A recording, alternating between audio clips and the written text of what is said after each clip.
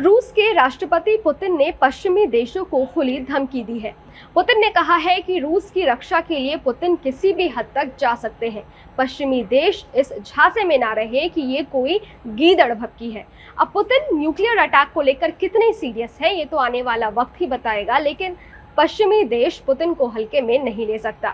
जिस तरह से पुतिन ने बीते दिनों यूक्रेन की राजधानी कीव पर बमबारी की और 24 घंटे में 1, 2 या 3 नहीं बल्कि 75 मिसाइलें दागी, उससे ये कयास लगाए जा रहे हैं कि रूस परमाणु हमले कर सकता है।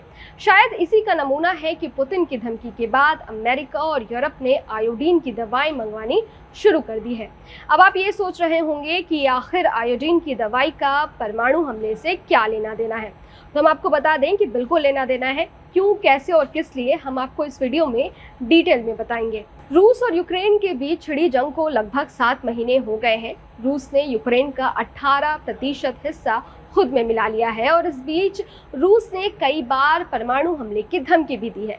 लेकिन इस बार धमकी को वेस्टर्न कंट्री क्यों सीरियस ले रहा है, वो इग्नोर क्यों नहीं कर रहा? दरअसल पुतिन की धमकी के बाद अमेरिका और यूरोप ने आयोडीन की दवाएं मंगवानी शुरू की। इस दवा का इस्तेमाल परमाणु हमले की स्थिति में रेडिएशन लीक होने पर किया जाता है। ये दवा असल में पोटाशियम आयोडाइड की दवा है, जिसे आयोडीन की गोली भी कहते हैं। पिछले महीने यूरोपियन यूनियन ने बताया था कि परमाणु हमले की आशंका को देखते हुए यूक्रेन को पोटाशियम आयोडाइड की 55 लाख दवा भेजी जा रही है। वहीं रूस और यूक्रेन से सटे पोलैंड में भी इस दवा की मांग बढ़ गई है। स्थानीय मीडिया रिपोर्ट्स के अनुसार पोलैंड के सभी 16 प्रांतों में इस दवा को बांटने के लिए सेंटर बनाए गए हैं। राजधानी वॉर्सो में किंडरगार्टन, स्कूल और दफ्तरों में 600 से ज़्यादा डिस्ट्रीब्यूशन सेंटर बनाए गए हैं। पोलैंड के दूसरे प्रांतों में भी ऐसी ही तैयारियां हो रही है।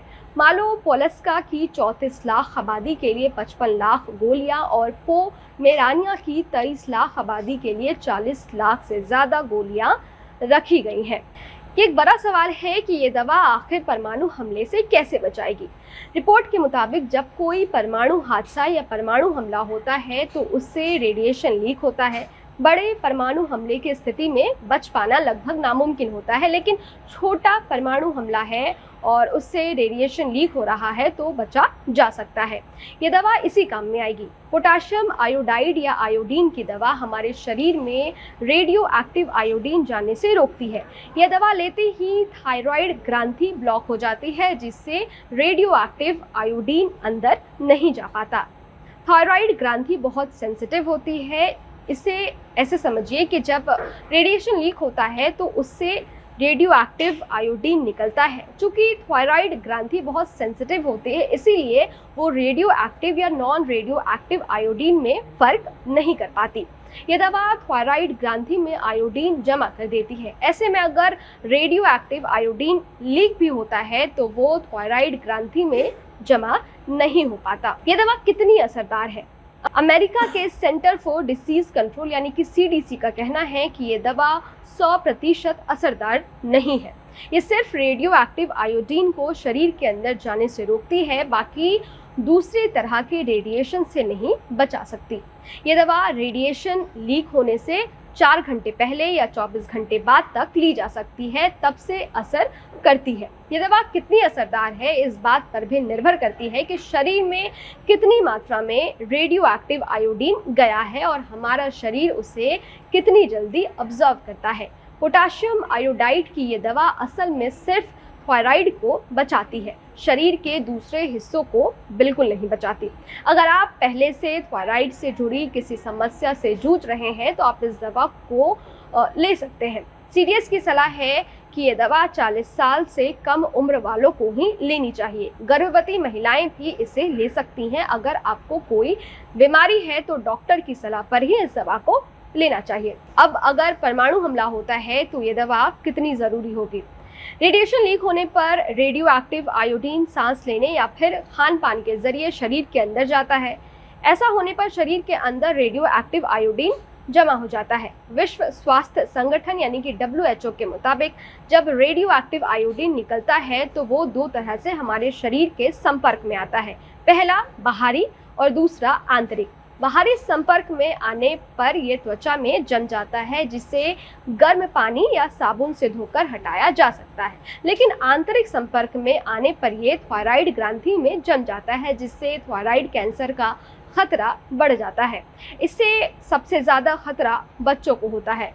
WHO के मुताबिक 1996 में यूक्रेन के चेर्नोबिल न्यूक्लियर प्लांट में जब हादसा हुआ था, तब दूध और खाने के जरिए रेडियो एक्टिव आयोडीन बच्चों के शरीर में चला गया था।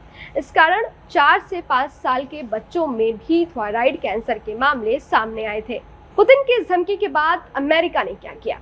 जो बाइडेन की सरकार ने हाल ही में $290 मिलियन यानी कि लगभग 2400 करोड़ रुपए की एंटी रेडिएशन दवा खरीदने का ऐलान किया है। आपको बता दें कि ये फैसला पुतिन की धमकी के बाद लिया गया है। अमेरिका के department of health and human services यानी कि HHS ने पुष्टि की है कि ये रेडियोलॉजिकल या न्यूक्लियर इमरजेंसी के बाद लोगों की जान बचाने के लिए किया जा रहा है। ये दवा युवाओं के साथ साथ बच्चों को भी रेडिएशन से बचा सकती है। डिपार्टमेंट का कहना है कि ये दवा एक्यूरेट रेडिएशन सिंड्रोम्स यानी कि ARS का इलाज करने में सक्षम है। ये वीडियो आपको कैसा लगा हमें कमेंट बॉक्स में लिखकर जरूर बताएं। साथ ही हमारे YouTube चैनल न्यूज नेशन को सब्सक्राइब कर दीजिए और हाँ, बेल आइकन प्रेस करना बिल्कुल ना भूलें ताकि हर न्यूज अपडेट सबसे पहले आप तक पहुंचे। डिटेल स्टोरी के लिए आप हमारी वेबसाइट newsnationtv.com पर भी विजिट कर सकते हैं। शुक्रिया।